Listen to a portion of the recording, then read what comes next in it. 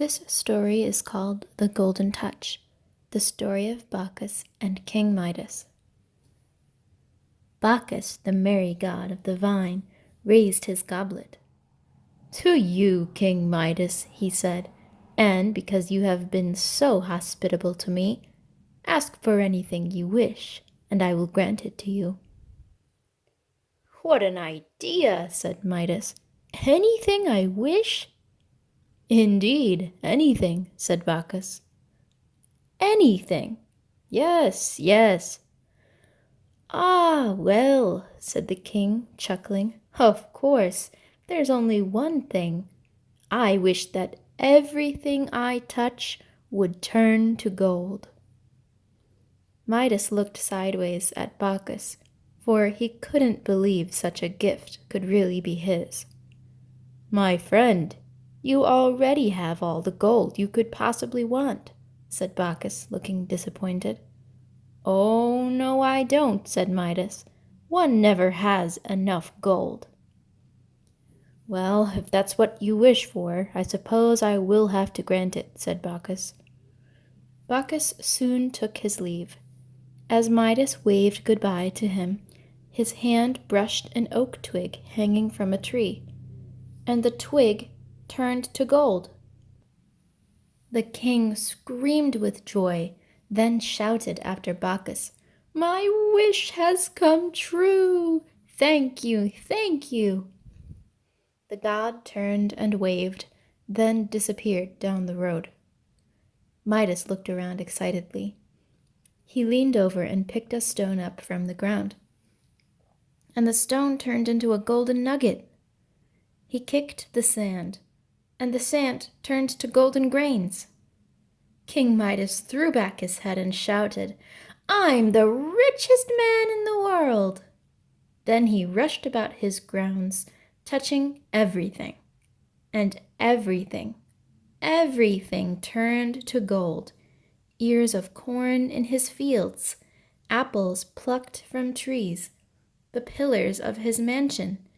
When the king's servants heard him shouting, they rushed to see what was happening. They found their king dancing wildly on his lawn, turning the grass to glittering blades of gold.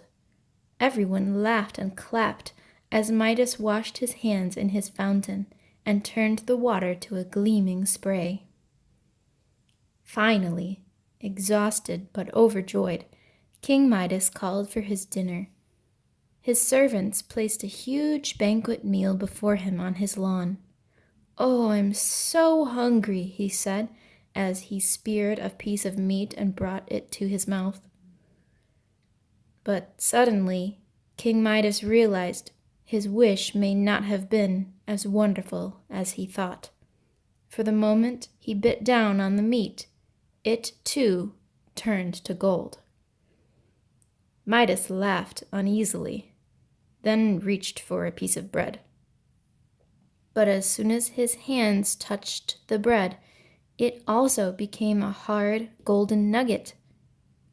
Weak with dread, Midas reached for his goblet of water.